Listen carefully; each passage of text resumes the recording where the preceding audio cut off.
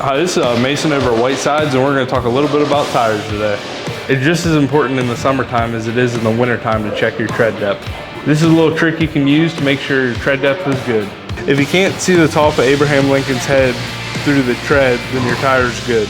If you can see the top of the head, the tire's bad. So if you need a new set of tires for summertime, come on in and we'll get you fixed up.